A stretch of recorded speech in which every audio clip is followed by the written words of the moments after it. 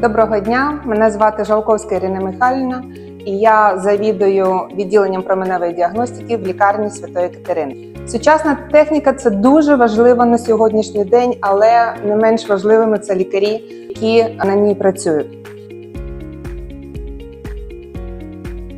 І сьогодні я вас хочу розпочати знайомство з лікарями-рентгенологами, які працюють у нас в лікарні.